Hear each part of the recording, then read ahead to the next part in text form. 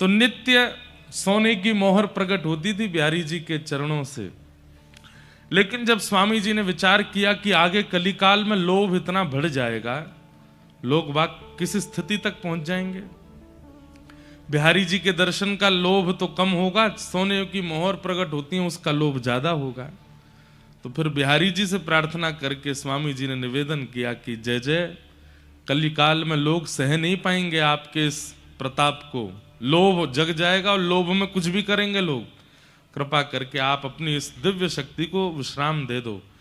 तो फिर बिहारी जी ने 12 सोने की मोहर प्रकट करना तो विश्राम कर दिया, लेकिन आज भी 12 सोने मोहर की जितनी रकम होती होगी उतना धन, उतना चढ़ावा बिहारी जी में रोज आता है, उतना तो पहुंचे ही जाता है।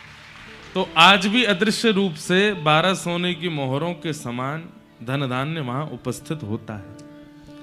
ऐसे हमारे श्री बिहारी जी हैं, अद्भुत है उनकी लीला। ऐसे ठाकुर हैं कि बार बार पर्दा करना पड़ता उनके आगे, क्यों? कोई ज्यादा देर तक उनसे नैन मिला ले तो वही के संग चले जाएं।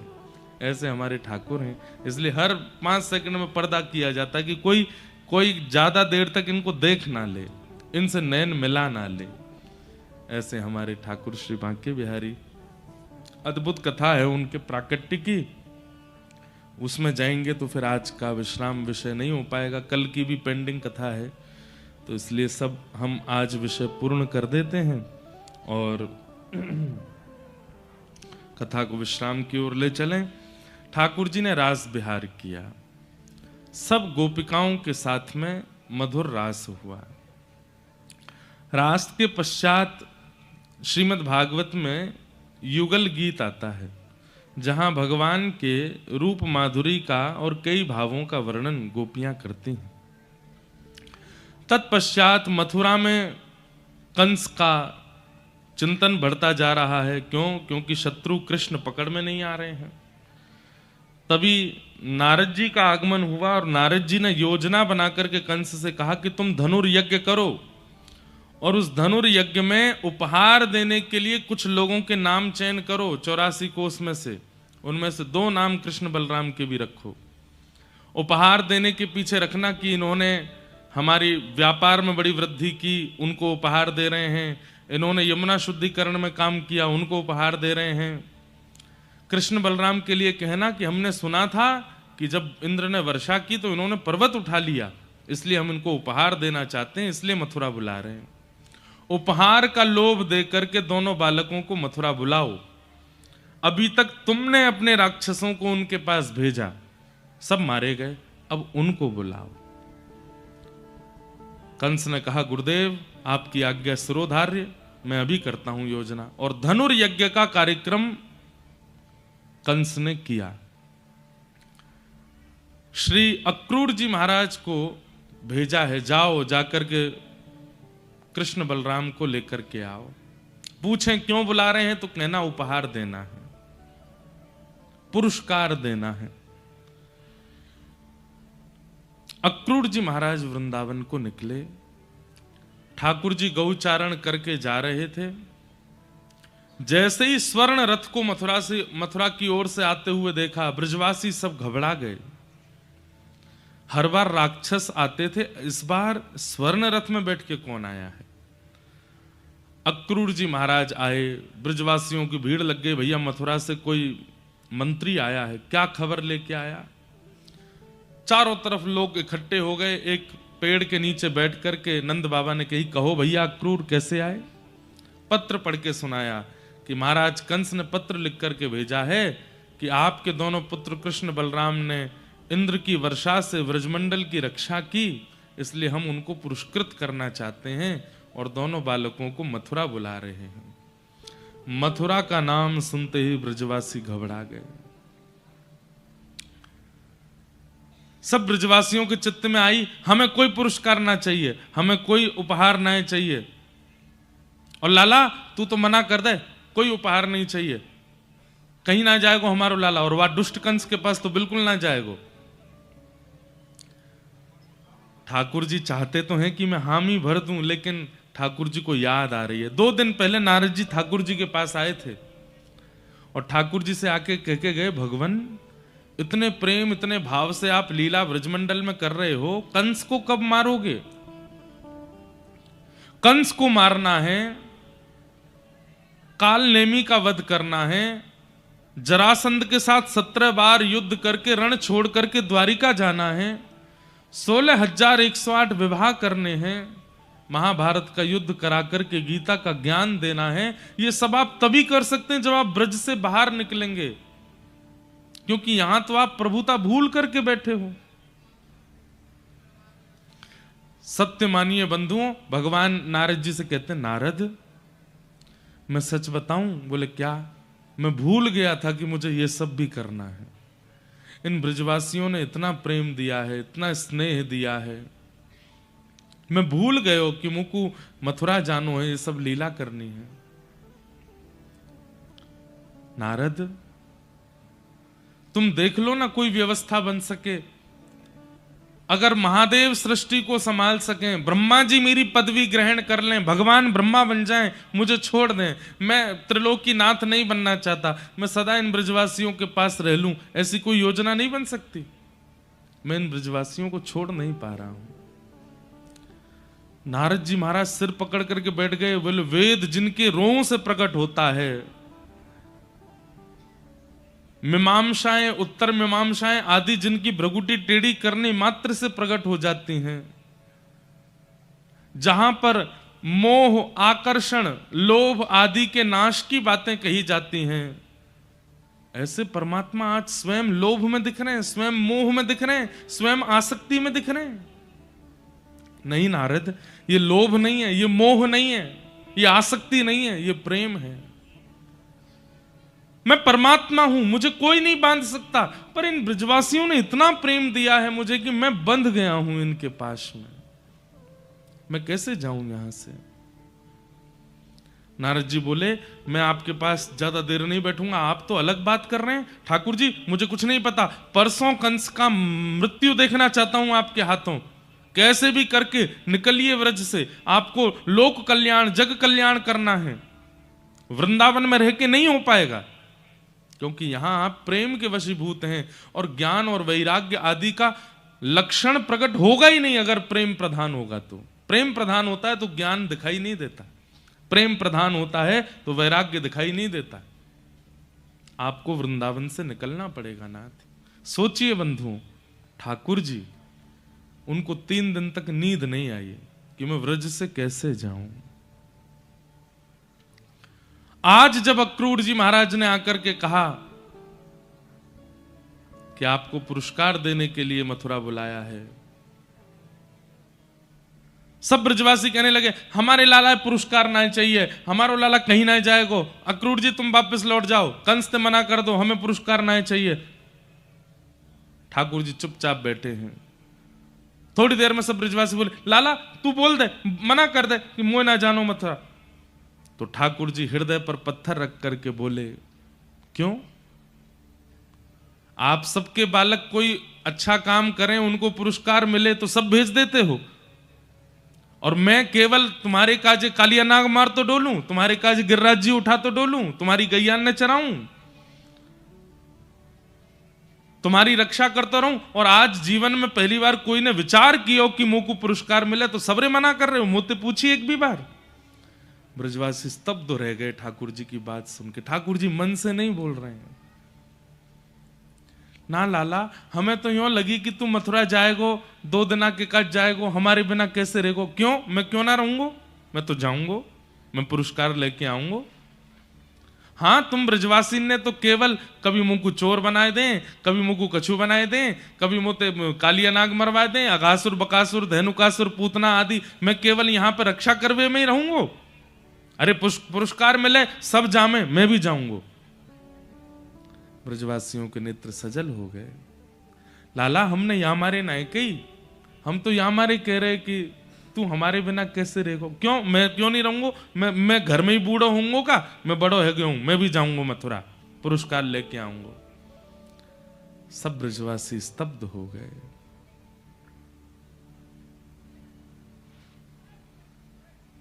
थोड़ी देर में ठाकुर जी ने अपनी भाषा थोड़ी नरम की, ब्रजवासी ने बोले, अरे 2 दिना की तो बात है, मैं आ जाऊंगा ना परसों। ब्रजवासी बोले ना ना लाला, अब हम कछु कहेंगे तो को बुरी लग जाएगी, तू चलो जा, तू प्रेम से पुरस्कार लेके आ। और भैया सुन लो सबरे, आज के बाद कोई राक्षस आवेगो मृत्यु स्वीकार कर लेंगे, लेकिन लाला को आगे नहीं करेंगे। ठाकुर जी बोले अरे तुम सब तो बुरा मान रहे हो, मैंने या भाव से थोड़ी कही, मैं तो या मारे कह रहा हूं सबके बालकन को पुरस्कार मिले तो मैं क्यों नहीं जाऊं। ब्रजवासी बोले ना लाला तू चलो जा, तू तो रह लेगो हमारे बिना। वास्तव में बात तो ये कि हम कैसे रहेंगे तेरे बिना, 2 दिना तक तो को देखे बगैर हम कैसे रहेंगे। ब्रजवासियों की स्थिति कैसी है बंधुओं। दर्श बिन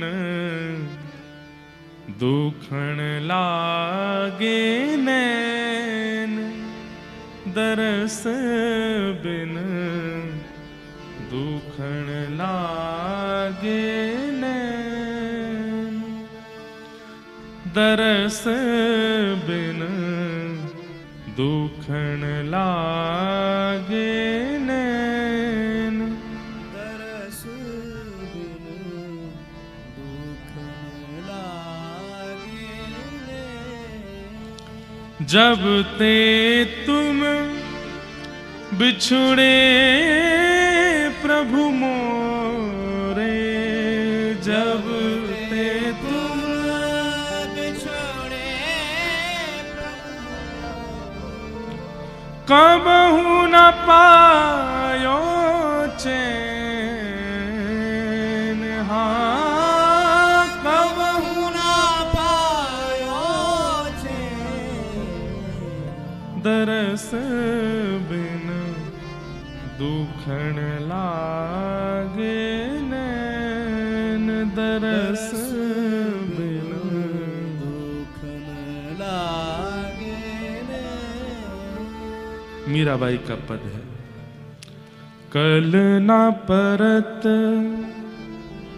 पल हरि मग जोवन, कल ना परत पल हरि मग जोवन। भई क्षमा सिरैन, भई क्षमा मीरा के प्रभु कब्रे मिलोगे, मीरा के प्रभु कब्रे मिलोगे। दुख मेटन सुख देन, दुख मेटन सुख दे। दरस बिन दुखण लागे, दरस बिन दुखण लागे। लाला तू अभी गयो नहीं है और तेरे जावे की बात कान में पड़वे ते हमारो हृदय ऐसो पिघल रहे है, इतनो रोनो आ रो है, तू चलो जाएगो तो हम कैसे रहेंगे। ठाकुर जी बोले अरे मैं हमेशा के काज ना जा रहो, कल जाऊंगो परसों आ जाऊंगो। लाला तू परसों बोल रहा है लेकिन हमको बरसों सुनाई दे रही है। हम तोते जिद नहीं करेंगे तू फिरते हमें डांटने लगेगो, लेकिन लाला तू तो रह लेगो, हम कैसे रहेंगे तेरे बिना। एक दिना भी हम तेरे बिना रह ना सके। सोचिए बंधुओं ब्रजवासियों की स्थिति कैसी है। जब से ठाकुर जी का जन्म हुआ है ब्रजमंडल में, ब्रजवासी भोजन नहीं बनाते, कपड़े नहीं पहनते, जल नहीं भरने जाते, गोबर नहीं चौकाते, गैया नहीं चराते। सब कार्यों के पीछे एक ही ध्यान है, भोजन इसलिए बनाएंगे क्या पता कन्हैया घर आ गए हो तो। चौका इसलिए लगाते हैं कि कहा पतो कन्हैया आ गए तो घर सुंदर दिखना चाहिए। गैया इसलिए चराने जाते हैं कि कल को कहीं कन्हैया दूध पीवे आ गए हो तो बढ़िया वारो दूध मिलना चाहिए। जल भरने इसलिए जाते हैं कहीं कन्हैया जल पीवे आ गए हो तो। वस्त्र इसलिए पहनते हैं कहीं कन्हैया सामने आ गए हो तो वाकु देखवे में हम भावे। हर किसी ब्रजवासी की एक ही स्थिति है, कन्हैया कृष्ण। वो अपने लिए क्रिया नहीं कर रहे हैं, सारी क्रिया कृष्ण के लिए करते हैं। एक दिन के लिए मथुरा जाना है, इस बात से इतने व्याकुल हो रहे हैं कि लाला हम कैसे रहेंगे।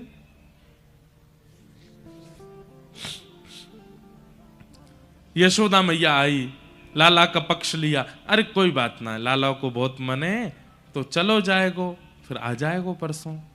नंद बाबा जाएंगे ना साथ में, तुम सबरे ज्यादा मन में कोई विचार मत करो। यशोदा मैया लाला को भीतर ले गई, अपने हृदय से लगायो, और मैया मनी मन पूछ रही है लाला से, लाला तू रह लेगो ना मेरे बिना एक दिन? मैया को था कि ठाकुर जी मना करेंगे, लेकिन ठाकुर जी बोल गए, हाँ मैया रह लूंगो। मैया के हृदय में प्रेम प्रकट हुआ, व्याकुल हो गई, हृदय से लगा के सुला दिया ठाकुर जी को। सूर्य उदय जैसे ही हुआ, सब ब्रजवासी द्वार पर ठाड़े हैं, अपनी स्थिति लेकर के खड़े हैं कि कहीं हमारी स्थिति देख के कन्हैया को दया आ जाए और वो नहीं जावे, यहीं रुक जावे। ठाकुर जी तैयार भये, जैसे ही नंद भवन से निकसे, ब्रजवासियों के स्वर नहीं निकल रहे हैं, पर अश्रुओं की अविरल धार गिर रही है नेत्रों से। ठाकुर जी सबके हाथ पकड़ते हैं, सबके गालों का स्पर्श करते हैं, सबके सिर पे हाथ फेरते हैं, मैं आ जाऊंगा परसों, मैं परसों आ जाऊंगा।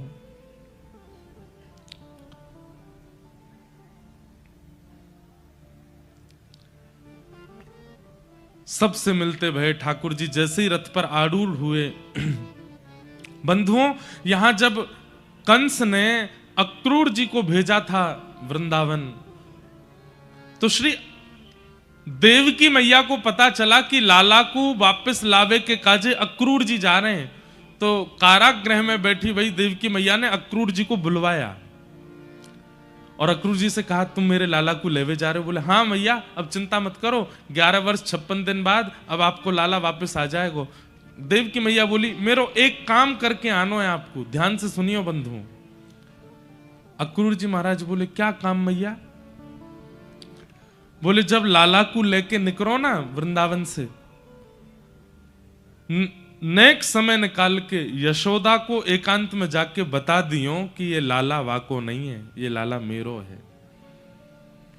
कई लोगों के चित्त में आया होगा कि ये बात देवकी मैया क्यों बुलवा रही हैं, क्या किसी प्रतिस्पर्धा की भावना है या उनके मन में कोई और भावना? नहीं, देवकी मैया जानती हैं कि अब कृष्ण वापस लौट करके व्रज जाने वाले नहीं हैं, और यशोदा इतना ममत्व करती है, इतना प्रेम करती है कन्हैया से कि अगर कृष्ण 2 दिन तक लौट करके नहीं गए तो प्राण निकल जाएंगे यशोदा के। यशोदा को वास्तविकता पता होनी चाहिए कि कृष्ण किसका पुत्र है। अगर वास्तविकता पता होगी तो मन में क्षोभ होगा, लेकिन फिर कन्हैया लौट के आएंगे इस उम्मीद में बैठी नहीं रहेगी वो। इसलिए उसको बता के आना कि कृष्ण किसका पुत्र है, और अब कन्हैया लौट करके व्रज नहीं जाएगा, ये बात यशोदा के कान में बोल के आना। अक्रूर जी महाराज बोले, मां, मुझे ऐसा लग रहा है जैसे मानो कुंटलों भारी पहाड़ मेरे ऊपर गिर दिया हो, मैं ये काम कैसे करूंगा? मेरा नाम अक्रूर है, व्रजमंडल मुझे क्रूर कह करके बुलाएगा। एक तो मैं कृष्ण को दूर कर रहा हूं, ऊपर से सत्य बता करके आऊंगा कि कृष्ण उनके पुत्र नहीं है। नहीं, सब ब्रजवासियों को मत बताना, केवल यशोदा को बताना। ठाकुर जी रथ में आरूढ़ हुए। अक्रूर जी महाराज बोले, भगवान आप ब्रजवासियों से मिलो, मैं नेक यमुना जी प्रणाम करके आऊं। ठाकुर जी बोले, हाँ जाओ। अक्रूर जी यमुना जी तो नहीं गए, पीछे खड़ी यशोदा मैया के हाथ पकड़े, मैया नेक आओ, आपसे चर्चा करनी है। यशोदा मैया को नंद भवन में ले गए, चरणों में प्रणाम करते हुए कहा, मैया ये कार्य करने में मुझे पाप का बोध हो रहा है, लेकिन मुझे आपको बताना पड़ेगा। कहा बात है अक्रूर, ऐसे कहीं को बोल लो है? 11 वर्ष 56 दिन पूर्व आपने सुना होगा कि कंस के कारागृह में अष्टभुजी देवी भद्रकाली प्रकट हुई थी। हाँ, मैंने सुनी तो हती कि एक देवी प्रकट भई। बोले, हाँ मां, वास्तविकता यह है कि आपके यहाँ लाली का जन्म हुआ था और कंस के कारागृह में वसुदेव देवकी के यहाँ पुत्र का जन्म हुआ। वसुदेव जी ने उस बालक की रक्षा के लिए वहां से लाकर के उस बालक को गोकुल में आपके पास सुला दिया और आपकी पुत्री को ले जाकर के कंस को दिया। वही पुत्री अष्टभुजी देवी काली बनी और जिस बालक को देवकी ने जन्म दिया वही पुत्र आपके यहां आया और वही कृष्ण है। कृष्ण देवकी के पुत्र हैं मां। मुझे बताने में बहुत संकोच है पर मैं आपसे कहना चाहता हूं 11 वर्ष 56 दिनों से कारागृह में प्रतीक्षा कर रही है मां देवकी। कृष्ण अब मथुरा जाएंगे, संभवतः लौट करके नहीं आएंगे। वो आपके पुत्र नहीं है, वो देवकी के पुत्र हैं। ये बात सुनकर के यशोदा मैया का तो मानो जैसे संपूर्ण शरीर ठंडा पड़ गया। स्तब्ध हो गई मैया। अब क्या कहना है, क्या बोलना है, क्या करना है, इसकी कोई स्थिति उनको नहीं पता।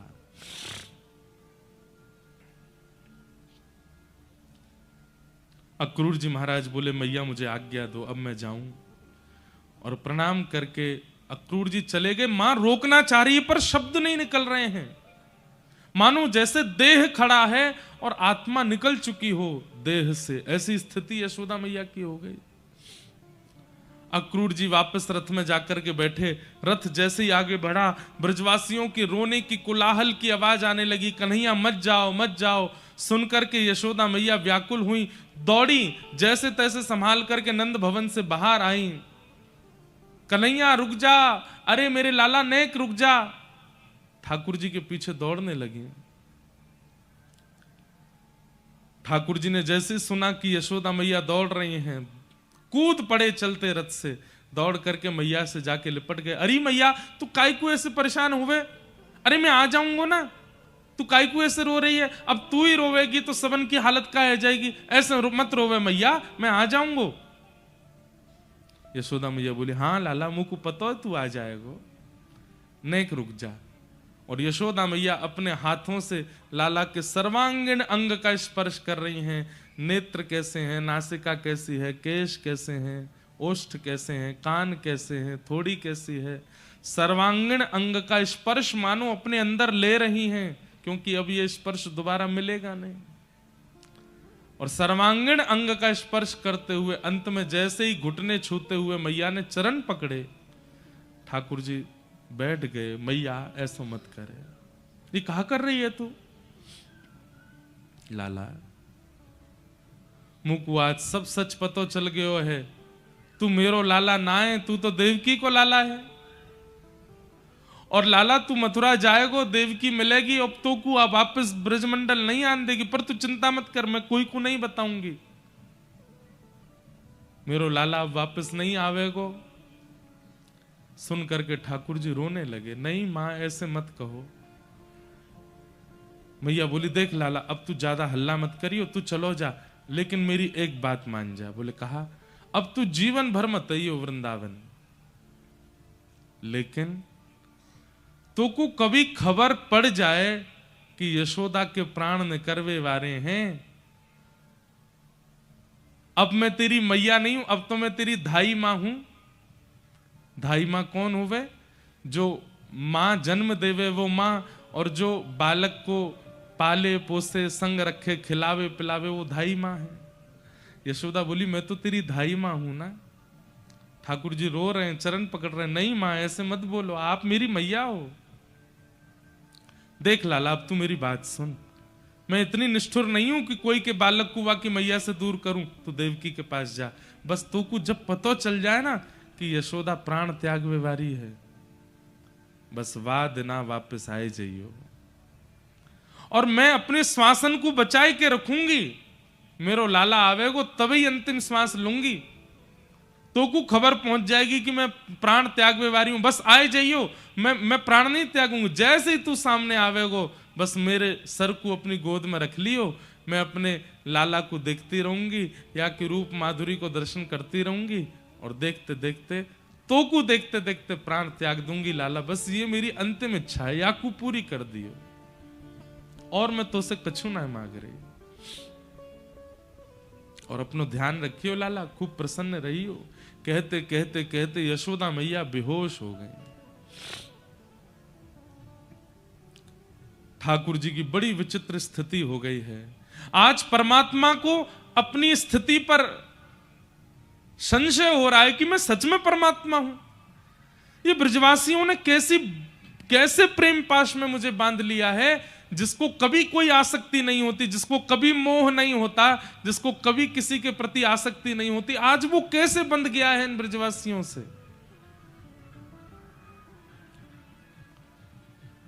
ब्रजवासियों की ओर इशारा किया। ठाकुर जी को ब्रजवासियों ने उठाया, बोले लाला अब तू जा, विलंब मत कर, मैया को हम संभाल लेंगे, तू आई जाएगा परसों। ठाकुर जी बोले हाँ मैं जाऊं।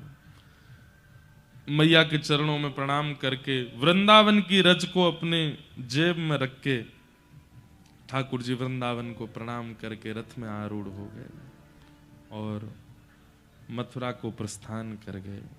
बहुत भावुक कथा है।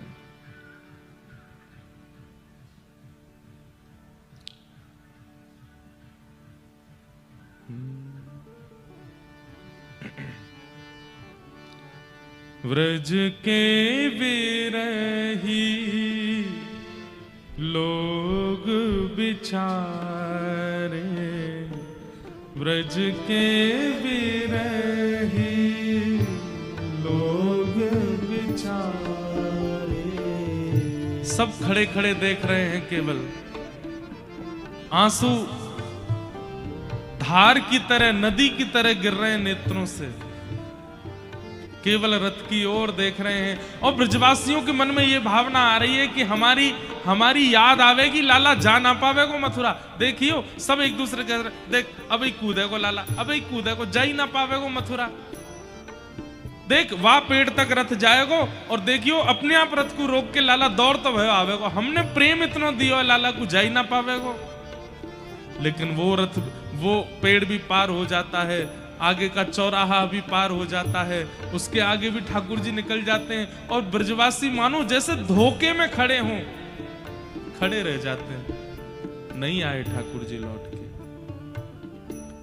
व्रज के विरही लोग बिचारे, व्रज के विरही हे बिन गोपाल ठगे से ठाड़े, बिन गोपाल ठगे से ठाड़े, बिन नंदलाल ठगे से ठाड़े,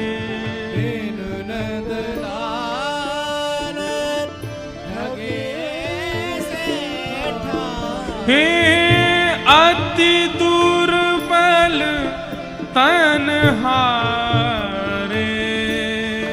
हाँ अति दुर्बल तन हारे, हारे व्रज के विरही लोग बिचारे, व्रज के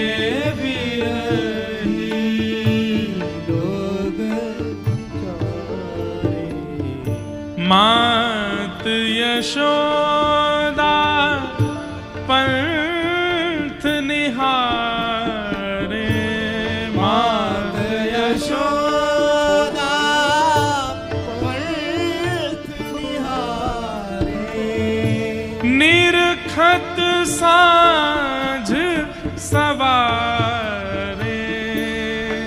हाँ निरखत ब्रज की ऐसी स्थिति बन गई है, सूर्य उदय होते ही सब ब्रजवासी, लाखों ब्रजवासी मथुरा की ओर मुख करके उस मार्ग में बैठ जाते हैं जिस मार्ग से ठाकुर जी गए हैं, और आपस में चर्चा करते हैं, परसों की कह के गए हो, अभी तक नहीं आए हो। कोई ब्रजवासी, अरे मैं तो पहले ही कह रहा हूं, जे बड़ो कपटी है, परसों ना बोल रहा हो, बरसों कह के गए हो है। दूसरे उठ जाते हैं, अरे तू हमारे लाला पे लांछन मत लगावे, वो परसों की कह के गए हो, परसों ही आवे। वो कब आवेगी परसों? बोले आज हम परसों कहेंगे तो मतलब परसों, कल के बाद आवेगी। बोले कल फिरते कह दियो परसों, तो फिर कल के बाद आवेगी। ऐसे करते करते तो कितने महीना निकल गए, अभी तक नहीं आए हो लौट के। रोने लगते हैं, ठाकुर जी की लीला याद करके हंसने लगते हैं, देखते रहते हैं। हवा के झोंके से अगर पेड़ भी हिल जाता है मथुरा की दिशा का, ब्रजवासी मानो जैसे खड़े हो जाते हैं। देख कछु आ तो रोए वहां से, जाके देखते हैं, बोले हवा चल रही है, कोई रथ नहीं आ रहा है। संध्या होती है, सब ब्रजवासी दौड़ते दौड़ते नंद भवन जाते हैं और रोते हुए कहते हैं, अरे मैया यशोदा, तेरो लाला आज नहीं आयो, परसों की कह के गयो, आज भी नहीं आयो। ब्रज के बिरही लोग बिचारे, ब्रज के बिरही लोग बिचारे, जो कोई कान कान कहीं बोले, जो कोई कान कान कह बोले, जो कोई कान कान कहीं बोले, जो कोई कान कान कह बोले, आखिन बहत पनारे, आखिर बहत पनारे, हे यह मथुरा काजर की रेखा, यह मथुरा काजर की रेखा, जेनिक से ते कारे, हाँ जेनिक से ते कारे। श्री परमानंद दास जी का पद है ये, यह मथुरा काजर की रेखा जे निकसे ते कारे। इसके दो अर्थ हैं। ब्रजवासी मानो मथुरा के प्रति दुर्भावना करते हुए कह रहे हैं, या मथुरा ने हमारो लाला छीन लियो हमते, यहां ते जो निकसे जो आवे वो कारो है, वासे बात नहीं करनी है हमको। और दूसरा अर्थ क्या है, इतना प्रेम में विह्वल हो चुके हैं ब्रजवासी कि मथुरा से जो आता है उनको लगता है कृष्ण है, दौड़ पड़ते हैं। कोई गोरा होता है तो कहते हैं, अरे लाला मथुरा जाए के गोरो है गो, तब वो कहे मैं कृष्ण नहीं हूं, मैं कोई और हूं। कोई मोटा आ जाए तो दौड़ पड़ते हैं, मथुरा की ओर से आया, अरे लाला खा पी के मोटा है गो हमारो, मैं कृष्ण नहीं हूं। कोई स्त्री आ जाए तुरंत जाते हैं, अरे लाला तू तो यहीं पे छोरी बनो डोलता, वहां जाके पूर्ण स्त्री बन गो, अरे मैं कृष्ण नहीं हूं। मथुरा से आने वाला हर व्यक्ति काला दिखता है, मतलब कृष्ण दिखता है। यह मथुरा काजर की रेखा, यह मथुरा काजर की रेखा, जेनिक से ते कारे, जेनिक से ते कारे। हो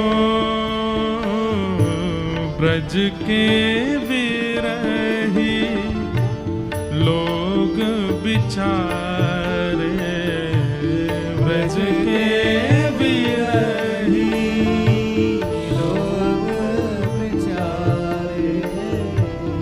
परमानंद स्वामी बिन ऐसे परमानंद स्वामी बिन ऐसे हाँ परमानंद स्वामी बिन ऐसे परमानंद स्वामी बिन ब्रजवासी कह रहे हैं लाला के बिना हम कैसे हैं। शब्द सुनिएगा, परमानंद स्वामी बिन ऐसे परमानंद स्वामी बिन कैसे जैसे चंद बिन तारे, हाँ जैसे चंद्र बिन तारे अरे जिस दिन चंद्रमा नहीं निकलता अमावस्या के दिन, उस दिन तारे भी नहीं दिखते। चंद्रमा है तो तारे हैं। परमानंद स्वामी बिन ऐसे जैसे चंद बिन तारे, व्रज के बिरही लोग बिचारे, व्रज के बिरही लोग बेचारे व्रज के बिरही लोग बिचारे, ब्रज के बिरही लोग बेचारे। ऐसा प्रसंग है भागवत जी का कि इसमें प्रवेश करने में भय भी लगता है और करे बिना रहा भी नहीं जाता। पर हम अब और अधिक इस विषय पर नहीं बोलेंगे।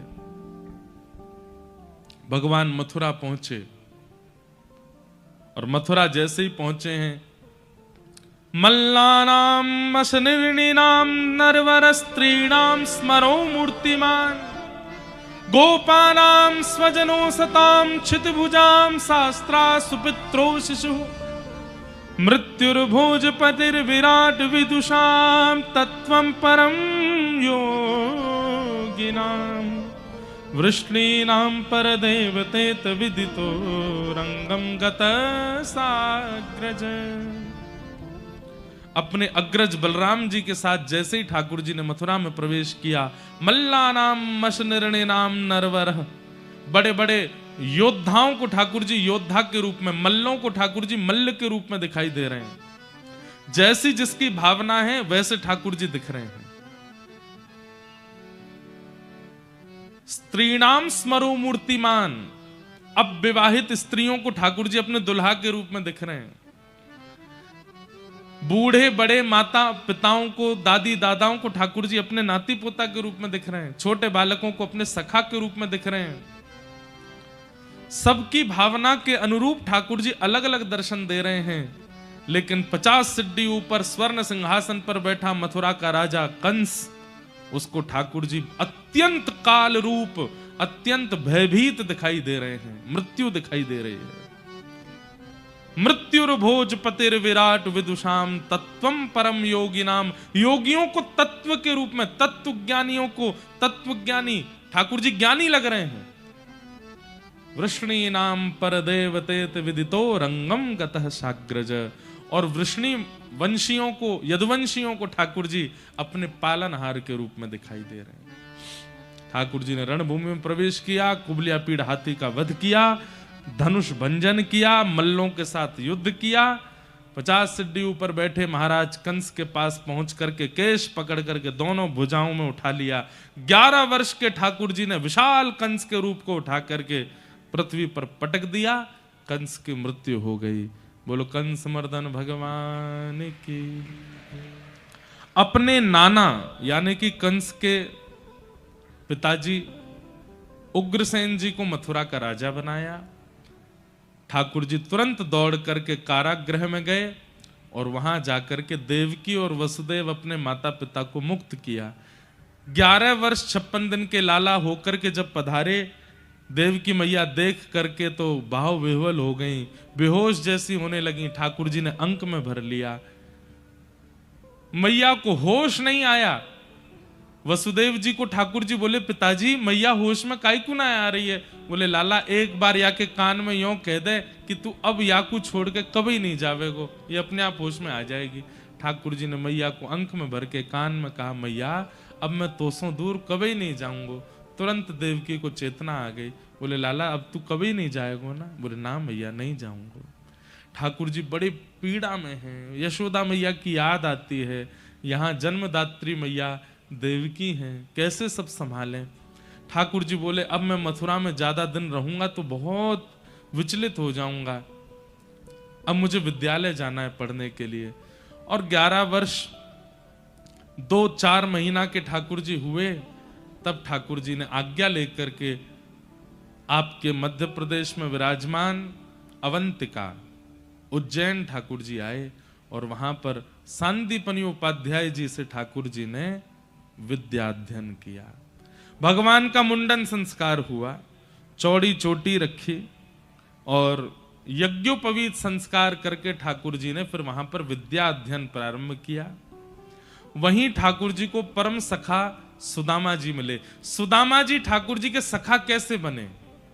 ये कृष्ण सुदामा मिलन द्वारिका में बाद में हुआ है, पहले मध्य प्रदेश में हुआ है, यहां गुरुदेव के गुरुकुल में हुआ है। यहीं सुदामा जी प्राप्त हुए ठाकुर जी को। बंधुओं, सुदामा जी से मैत्री कैसे हुई ठाकुर जी की छोटी सी कथा जल्दी हम सुना दें। ठाकुर जी रोते रहते थे कोने में बैठे, ब्रजवासियों की याद करके, यशोदा मैया की याद में, श्री राधा रानी की याद में। तब सुदामा जी महाराज भगवान जिन जिन को याद करते हैं उनका रूप बनाते थे। पहले तो सुन लेते थे, अच्छा मधुमंगल कैसे चले? ठाकुर जी बताते ऐसे चले। मधुमंगल कहाँ पहने? ये पहने। अच्छा मधुमंगल को मोह कैसो है? बोले ऐसो है। तो सुदामा जी श्रृंगार करते और मधुमंगल की तरह बन के आते और ठाकुर जी के आगे आगे लाला उसी स्वर में बोलते। ठाकुर जी कहते, अरे मधुमंगल तू आए गए हो? ठाकुर जी दौड़ करके सुदामा जी को हृदय से लगाते, पास आके पता चलती है तो सुदामा है। दूर जाने लगते तो सुदामा जी हाथ पकड़े थे, लाला अब देख मधुमंगल तो नहीं आवेगो पर मैं ही मधुमंगल बन जाऊंगो। स्वयं ही श्रीदामा बन जाते हैं। अरे कहां तक कहें, कभी कभी तो स्वयं यशोदा बन करके आ जाते हैं। ठाकुर जी गोद में लेट जाते हैं सुदामा जी की और अंक में भर के कहते हैं, मैया मुंह को अपना दूध पिवाए दे। सुदामा जी हृदय से लगा लेते हैं। ठाकुर जी के इतने विरह काल में यदि कोई सहारा बना ठाकुर जी का, बंधुओं यहां ब्रजवासी तो झुंड में हैं, ब्रजवासी तो अनेक हैं। अरे पीड़ा के समय पर यदि बहुत लोग आ जाते हैं ना तो पीड़ा थोड़ी कम होने लगती है, क्योंकि बांट लेते हैं सब में। पर ठाकुर जी के पास तो कोई भी नहीं है, केवल सुदामा है। इसलिए सुदामा के भाव से ठाकुर जी अपनी पीड़ा बांट लेते हैं। इसलिए ठाकुर जी ने परम सखा बना लिया श्री सुदामा जी को। कुछ वर्षों तक गुरुदेव के पास गुरुकुल में अध्ययन किया। अध्ययन पूर्ण करने के बाद भगवान ने सुदामा जी को हृदय से लगाया और कहे, सखा अब जल्दी मिलेंगे। और भगवान मथुरा पधारे।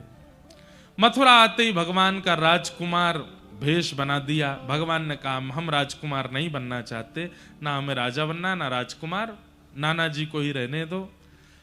व्रज की बहुत याद आई तो भगवान ने उद्धव जी को वृंदावन भेजा। उद्धव जी बोल के गए थे कि मैं शाम तक आ जाऊंगा, लेकिन 6 महीने लगे उद्धव जी को। वृंदावन गए तो 6 महीना बाद लौट करके आए।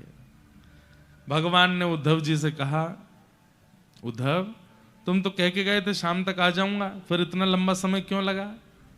उद्धव जी चरणों में गिर गए, बोले भगवान आगे की लीला किसी और को सौंप दीजिए, मुझे दे दीजिए, मैं आपकी आगे की लीला कर दूंगा, मैं गीता का ज्ञान कर दूंगा, मैं महाभारत के युद्ध में अर्जुन का सारथी बन जाऊंगा, सब द्वारिका लीला आदि में आप मुझे पूरा सौंप दीजिए, मैं आगे की पूरी लीला में, आप तो वृंदावन जाओ, आपके लिए इस ब्रह्मांड में वृंदावन से सुंदर स्थान नहीं है। नाथ कितना प्रेम करते हैं ब्रजवासी आपसे, आप वापस चले जाओ।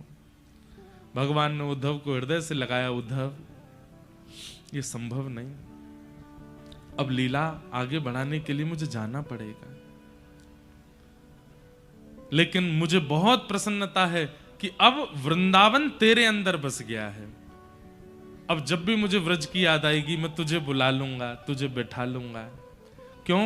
क्योंकि गोपियों ने तुझे प्रेम सिखा करके भेजा है। बंधुओं, उद्धव कृष्ण संवाद अद्भुत है। अभी समय नहीं, मैं नहीं उसमें प्रवेश कर सकता। अद्भुत है।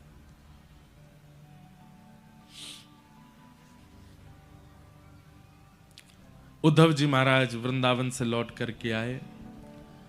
ठाकुर जी ने पूरी मथुरा को व्यवस्थित कर दिया। तभी कंस के ससुर जरासंध ने मथुरा पर चढ़ाई कर दी। भगवान ने 17 बार उनको हरा दिया। 18वीं बार जैसे चढ़ाई की, ठाकुर जी ने विश्वकर्मा को आज्ञा की एक नई नगरी का निर्माण करो, क्योंकि ब्राह्मणों को अनुष्ठान पर बैठा के आया, मैं इसको मार नहीं सकता हूं, हम रण छोड़ करके भागेंगे। और समुद्र के बीच में नई नगरी का निर्माण हुआ।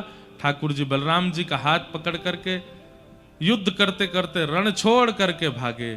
ठाकुर जी का नाम पड़ा रण छोड़ राय। बोलो रण छोड़ राय भगवान की, द्वारिकाधीश की। द्वारिका यदुवंशियों को लेकर के ठाकुर जी पहुंचे। वहां जाकर के पुनः उग्रसेन जी का फिर से राज्याभिषेक किया और द्वारिका का राजा भी उग्रसेन को बनाया। लेकिन पूरी द्वारिका नगरी ठाकुर जी को ही राजाधिराज कहती है। हमारे राजा यही हैं। राज पदवी पर उग्रसेन बैठते हैं, पर राजा श्री कृष्ण हैं। बलराम जी का विवाह रेवत राजा की पौत्री के साथ, रेवती के साथ में हुआ। और कुंडनपुर के राजा, विदर्भ के राजा भीष्मक की पुत्री रुक्मणी जी के साथ में भगवान कृष्ण का विवाह हुआ। क्योंकि रुक्मणी जी स्वयं लक्ष्मी हैं और लक्ष्मी श्री कृष्ण की ही है, नारायण की ही है। कृष्ण लक्ष्मी नारायण का विवाह हुआ। अब हम जल्दी जल्दी अपना प्रसंग सब पूर्ण कर देते हैं। भगवान के अष्ट प्रमुख विवाह हुए। भौमासुर राक्षस के यहाँ 16,100 कन्या बंदी थीं, उनको मुक्त करा करके ठाकुर जी ने उनसे भी विवाह किया। तत्पश्चात 16,108 ब्याह हुए। भगवान की दिनचर्या ग्रहचर्या का सब वर्णन किया। सुदामा जी का भगवान से मिलन और द्वारिका की ये मधुर लीला हुई। तत्पश्चात भगवान के यदुवंश को श्राप लगा। क्यों लगा श्राप? क्योंकि स्वयं ठाकुर जी सब यदुवंशियों को समझाते रहते हैं कि भैया सत्संग मत छोड़ा करो, मैं परमात्मा हूं, तुम मेरे परिवारी हो। इस बात में आकर के कथा में जाना, मंदिरों में जाना, अनुष्ठान सत्संगों में जाना बंद मत करो। यदुवंशी बोलते जब परमात्मा हमारे सगे संबंधी हमारे ही परिवार के, तो हमको कथा में जाने की क्या आवश्यकता है। ठाकुर जी कहते हैं परमात्मा साथ है, परंतु जीवन जीने के लिए सत्संग बहुत आवश्यक है। लेकिन यदुवंशियों ने सत्संग कभी किया नहीं। कथा आदि होती भी थी तो कभी कभी जाते थे कथा में, 2 मिनट के लिए मुंह दिखाते और चले जाते, कथा सुनते ही नहीं थे। लोग बाग कहते आप कथा सुना कीजिए, तो यदुवंशी कहते हमको क्या जरूरत है, ठाकुर जी हमारे फूफा लगते हैं, ठाकुर जी हमारे मामा लगते हैं, किसी के चाचा लगते हैं। इसके कारण यदुवंशियों की बुद्धि विवेक युक्त नहीं बन पाई और एक दिन वो किया जो नहीं करना चाहिए था। ठाकुर जी समझाते थे देखो तुम सत्संग करते नहीं हो, संतों का अगर तुमने कभी अपमान किया, अपराध किया, तो मैं भगवान होके भी तुमको नहीं बचाऊंगा। और एक दिन वही हुआ, भगवान के ही पुत्रों ने, शांब आदियों ने संतों की परीक्षा लेने के लिए बोले। पिताजी भी पूरे दिन इन संतों की बड़ी प्रशंसा करते हैं, देखें तो सही है कैसे होते हैं। और शांब को साड़ी पहना करके, भगवान के पुत्र को साड़ी पहना के, घूंघट लगा के, पेट में पोटला बांध के, एक गर्भवती नारी जैसे बना के उसको ले गए।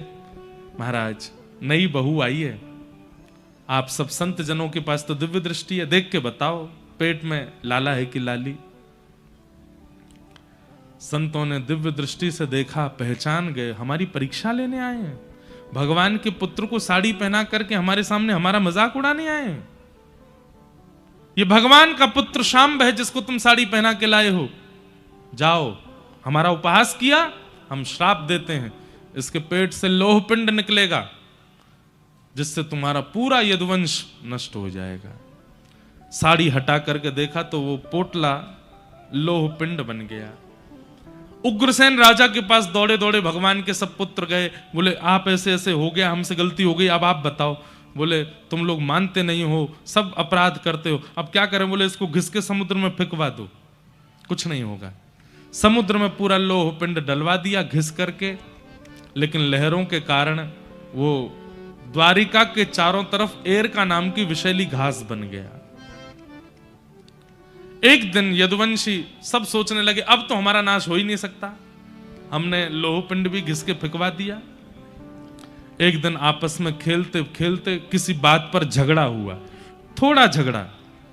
एक बात और सुनिएगा, गैर सत्संगी व्यक्ति जो सत्संग नहीं करता, इतनी सी बात पे उसको इतना बुरा लगता है, लेकिन सत्संगी व्यक्ति के साथ इतना बुरा कर दो तो भी उसको इतना ही लगता है। अब जरा सी कोई बात हो गई, खेल खेलते खेलते यदुवंशियों को इतना बुरा लग गया, अच्छा तुमने हमारे साथ ऐसा किया, तुम जानते हो हम कौन लगते हैं कृष्ण के। इसी बात पर लड़ाई झगड़ा करते करते यदुवंशियों में ऐसा युद्ध भिड़ा, समुद्र के तट पर जाकर के वही एरका नाम की घास एक दूसरे पर फेंकने लगे, स्पर्श होते ही सब यदुवंशियों का नाश हो गया। भगवान अटारी पर खड़े खड़े देख रहे थे, बोले ये मेरे ही वंशधर हैं, इनका नाश करना आवश्यक था, नहीं तो यही भार बन जाएंगे पृथ्वी पर। बलराम जी महाराज क्षीर सागर में प्रवेश कर गए और श्री ठाकुर जी उद्धव जी को ज्ञान उपदेश करते हैं। बहुत ध्यान से सब लोग सुनिए। उद्धव जी को ज्ञान उपदेश करते हैं। अभी कुछ महीने पहले बद्रीनाथ में कथा हुई थी, वहां पर यही प्रसंग सुनाया था, कृष्ण उद्धव संवाद। भगवान ठाकुर जी ने उद्धव जी को उपदेश किया और उपदेश के उपरांत उद्धव जी ने कहा नाथ आप चले जाएंगे तो हम कैसे रहेंगे। भगवान ने कहा मेरी ओर देखो उद्धव, ध्यान से देखो। अपनी पूरी लीला का स्मरण करके ठाकुर जी एक दिव्य ज्योति में प्रकट हो गए, आकाश में 7 बार भ्रमण किया और 7 बार भ्रमण करते हुए तिरोधाय प्रविष्टोयम श्रीमद् भागवतार्णवम, चतुश्लोकी भागवत में ठाकुर जी आके विराजमान हो गए और कह दिया उद्धव कलिकाल में यदि मेरा अनुभव करना है, मेरा आश्रय चाहिए, तो श्रीमद् भागवत जी की कथा श्रवण करना, ये मेरा ही स्वरूप है, मैं ही साक्षात भागवत के रूप में विराजमान रहूंगा। वही चतुश्लोकी भागवत लेकर के श्री उद्धव जी महाराज निकल पड़े बद्रिकाश्रम। मैत्रेय मुनि गए विदुर जी के पास, नारद जी ने वही चतुश्लोकी भागवत वेदव्यास जी से जाकर के उसका विस्तार करवाया, जिसे हम आप सब लोग आज श्रवण कर रहे हैं। ठाकुर जी लीला पूरी करके चले गए। उद्धव जी महाराज बद्रिकाश्रम चले गए। अर्जुन को भगवान ने एक दायित्व दिया था कि मेरी 8 पत्नियों को लेकर तुम वृंदावन चले जाओ, क्योंकि मेरे जाते ही द्वारिका डूब जाएगी। अर्जुन समस्त अष्टपटरानियों को लेकर के वृंदावन जाने लगे, पर बीच मार्ग में ठाकुर जी ही एक अपहरणकर्ता बन के आए और 8 पत्नियों का हरण कर लिया। अर्जुन अपने गांडीव धनुष को चलाता रह गया, लेकिन पकड़ ही नहीं पाया। भगवान ने अर्जुन को भी बता दिया गांडीव धनुष बलवान नहीं है, मैं साथ था इसलिए गांडीव धनुष बलवान था, मेरे बिना गांडीव धनुष भी किसी काम का नहीं। क्योंकि अर्जुन को भी एक सूक्ष्म लोभ और अहम था कि मैं गांडीव धनुषधारी अर्जुन हूं। ठाकुर जी ने वह मोह भी दूर कर दिया अर्जुन का। अर्जुन ने जाके पांडवों को बताया कि भगवान लीला पूरी करके चले गए। पांडवों ने परीक्षित को राजा बना दिया। परीक्षित राजा से एक दिन अपराध हुआ, संत का अपमान किया, 7 दिन में मरने का श्राप लगा। सुखदेव जी ने आकर के कथा सुनाई। आज 7वां दिन कथा विश्राम। सुखदेव जी ने परीक्षित से पूछा, परीक्षित मैंने तुम्हें 7 दिन तक कथा सुनाई, क्या समझ में आया? तब परीक्षित जी महाराज बोले कि नाथ मुझे यही समझ आया कि मृत्यु मेरी नहीं होगी, मृत्यु शरीर की होगी। मैं तो नित्य मुक्त शुद्ध एक आत्मा हूं, इस देह का त्याग करके परमात्मा को प्राप्त हो जाऊंगा। शुकाचार्य जी बोले बस अब इससे अधिक और तुम्हें कुछ नहीं सुनाना, अब तुम बस प्रेम से प्रतीक्षा करो। तक्षक सर्पाए परीक्षित जी का स्पर्श करके उनके देह को विश्राम दिया और श्री शुकाचार्य जी महाराज वहां से प्रस्थान कर गए। बोलो सुखदेव जी महाराज की। मार्कंडे ऋषि ने प्रलयकालीन भाव का दर्शन किया। आदि आदि सब कथाएं सुनाई गई। भागवत जी का अंतिम श्लोक सब लोग 3 बार मेरे साथ बोलेंगे। भवे भवे यथा भक्ति, भवे भवे यथा भक्ति, भवे भवे यथा भक्ति। भवे भवे यथा भक्ति। इतनी संख्या में आप लोग हैं। भागवत जी के विश्राम के 2 श्लोक हैं, कम से कम इनको बहुत भाव से और ऊंचे स्वर में शुद्ध उच्चारण कीजिएगा। नेत्र बंद करके अपने इष्ट का ध्यान करते हुए बोलो। भवे भवे यथा भक्ति, भवे भवे यथा भक्ति, पादयोस्तव जायते, पादयोस्तव जायते, तथा कुरुष्व देवेशः, तथा कुरुष्व देवेश, नाथस्त्वं नो यतः प्रभो। नाथस्त्वं नो यतः प्रभो। नाम संकीर्तनं यस्य, नाम संकीर्तनं यस्य, सर्वपापप्रणाशनो, सर्वपापप्रणाशनं, प्रणामो दुःखशमनः, प्रणामो दुःखशमनः, तं नमामि हरिं परम्। तं नमामि हरिं परम्। नाम संकीर्तनं यस्य, नाम संकीर्तनं यस्य, सर्वपापप्रणाशनो, सर्वपापप्रणाशनं, प्रणामो दुःखशमनः, प्रणामो दुःखशमनः, तं नमामि हरिं परम्।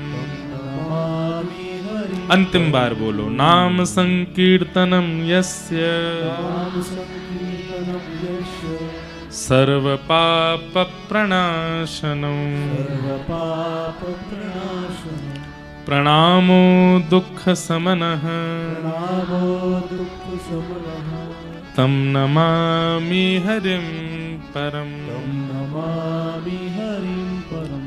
जिन भगवान का नाम संकीर्तन समस्त प्रकार के पापों से मुक्त करता है, ऐसे प्रभु के पावन नाम को हम बारंबार प्रणाम करते हैं, बारंबार वंदन करते हैं और प्रार्थना करते हैं। जीवन से चाहे जो भी भाव निकल जाए, पर हे हरि, आपका नाम मेरे चित्त से कभी ना जाए। हे नाथ, मैं आपको कभी भूलूं ना। हे नाथ, आप मुझे कभी बिसराओ ना। हे नाथ, आपका नाम मेरे हृदय से कभी जाए ना। बस अंतिम श्वास जब भी प्रकट हो, हे नाथ, आपका ये नाम सहज ही मेरे मुख पर आ जाए और आपका नाम स्मरण करते हुए मैं प्राणों का त्याग करूं। ऐसी भावना के साथ भागवत जी को बारंबार प्रणाम। बोलो वृंदावन बिहारी लाल की जय, श्री राधा रमण लाल की जय, श्री राधा वल्लभ लाल की जय, श्री अटल बिहारी लाल की जय, द्वारिकाधीश की जय, श्री राधा वल्लभ लाल की जय, श्री विठ्ठल भगवान की जय, अनंत बलवंत श्री हनुमान जी महाराज की जय, जय जय श्री राधे, जय जय श्री राधे, जय जय श्री राधे। नमः पार्वती पतये हर हर महादेव। ठाकुर जी के पावन युगल चरणों में बारंबार प्रणाम। आप सब सागरवासियों को बहुत बहुत जय श्री कृष्ण, जय श्री जय सिया राम, कृष्ण, जय श्रीमन नारायण। दोनों भुजा उठाइए, हमको आशीर्वाद दो कि आप महाराज जी ऐसे ही कथा सुनाते रहो, बार बार हमारे सागर आते रहो। आप सब सागरवासियों को प्रणाम करते हैं। हमारी अनुश्री जी और शैलेंद्र जी के लिए भी एक बार भुजा उठा के इनको भी आशीर्वाद दो और इनको भी वंदन करते हुए कि ये ऐसे ही भक्ति भाव में, प्रेम भाव में लगे रहें और हमें बार बार सागर बुलाते रहें। आप सबको खूब खूब प्रणाम करते हैं। 7 दिनों में किसी को किसी भी प्रकार की कष्ट की अनुभूति हुई हो, वाणी से, विचार से, मन से, किसी भी प्रकार से, तो हम क्षमा मांगते हैं। आप सब लोग बड़े भाव से बड़े प्रेम से आ रहे थे, पर हम सबसे नहीं मिल पाए, उसके लिए भी हम क्षमा प्रार्थी हैं। आप सब लोग बस ऐसे ही आनंद में रहिए, खूब प्रसन्न रहिए, आनंद करते रहिए, ऐसी हमारी प्रार्थना। आप सबको बारंबार प्रणाम करते हैं। होवे सो चटक मटक सो ठाकुर, तीनों लोकन हूँ मैं नाय। सो चटक मटक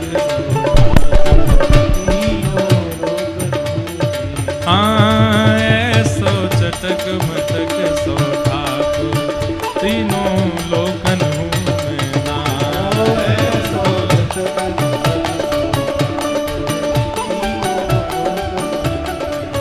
लोकन हूँ मैं नाय, तीनों लोकन हूँ मैं नाय।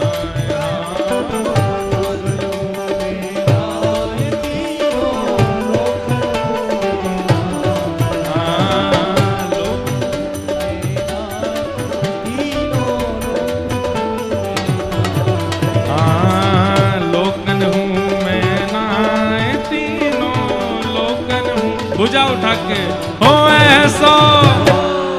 अरे नेक जोड़ते जय हो बोलो भैया, पतो ना कब मिलेंगे दोबारा। हो ऐसो चटक मटक सो ठाकुर, तीनों लोकन हूँ मैं नाय। ऐसो आज श्री श्याम तिवारी जी जिलाध्यक्ष, श्री वीरेंद्र सिंह लोधी जी विधायक बंडा आए हैं, बहुत बहुत स्वागत। आज प्यारे वृंदावन बिहारी लाल जी का प्राकट्य उत्सव है। आप सबको बिहारी जी के प्राकट्य की बधाई हो। हे भुवन चतुर्दश की सुंदरता, निधिवन करत बिहार। भुवन चतुर्दश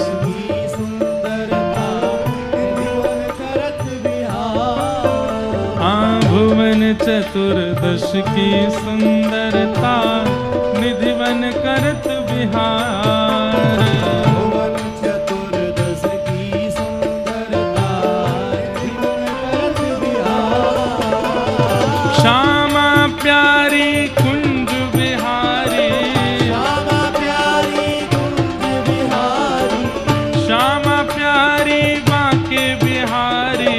श्यामा प्यारी बांके बिहारी। भुजा उठाओ और जय जय श्री हरिदास। वृंदावन मेरो वृंदावन, हे श्री वृंदावन मेरो वृंदावन। श्यामा प्यारी। देखो हमारी दक्षिणा हमको मिली है अभी अभी कथा की, और ये दक्षिणा किन्होंने भिजवाई है? हमारे केली कुंज वाले पूज्य श्री प्रेमानंद जी महाराज। श्यामा प्यारी कुंज बिहारी, श्यामा प्यारी कुंज बिहारी, हे श्यामा प्यारी बांके बिहारी। श्यामा प्यारी बांके बिहारी। और जय जय श्री हरिदास। वृंदावन मेरो वृंदावन, हे श्री वृंदावन प्यारो वृंदावन।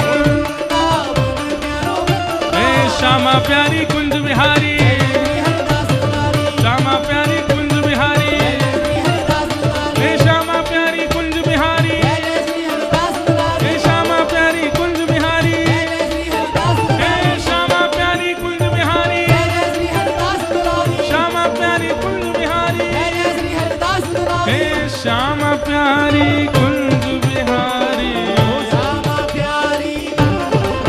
और जय जय श्री हरिदास। ऐसो चटक मटक सो ठाकुर, तीनों लोकन हूँ मैं नाय। ऐसो चटक मटक लोकन हूँ मैं नाय, तीनों लोकन हूँ मैं नाय।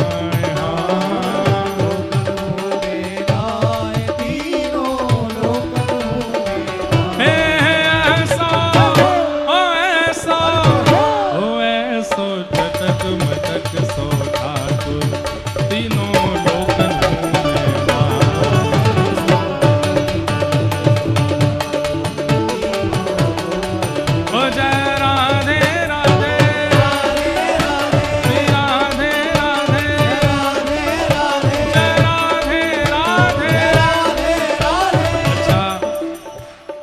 11 से 15 जनवरी हमारे प्यारे गिरधर लाल जी का विवाह है।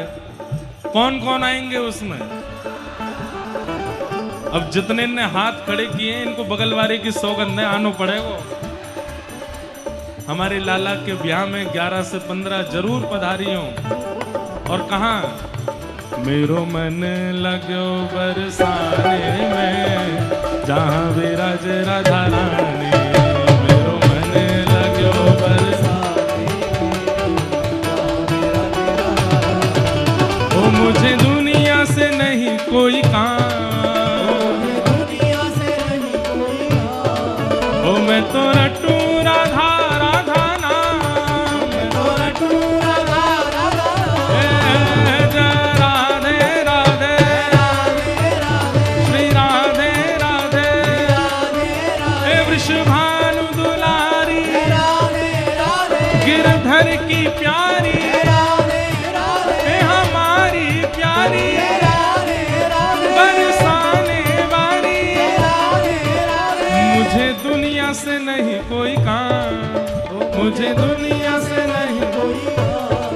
ओ मैं तो रटू राधा राधा नाम, मैं तो रटू राधा राधा ओ दर्शन करूं सुबह शाम, दर्शन करूं सुबह शाम। ओ मेरे मन में विराज श्याम दीवानी, मेरे मन में विराज श्याम ओ जहाँ विराजे राधा रानी, ओ जहाँ विराजे राधा रानी, ओ जहाँ विराजे श्याम प्यारी, जहाँ विराजे श्याम प्यारी। हे जय राधे राधे श्री राधे राधे जय राधे राधे श्री राधे राधे जय राधे राधे श्री राधे राधे जय राधे राधे जय राधे राधे ओ जय राधे राधे श्री राधे राधे जय जय श्री राम, जय जय श्री राम, जय जय श्री राम। बोलो वृंदावन बिहारी लाल की, श्री राधा रमण लाल की, श्री राधा वल्लभ लाल की, प्यारे गिरधर लाल की, पूछरी के लौठा की हो हो। क्या बात है बंसी वारेश। सबको जय श्री कृष्ण, जय सिया राम, जय श्रीमन नारायण।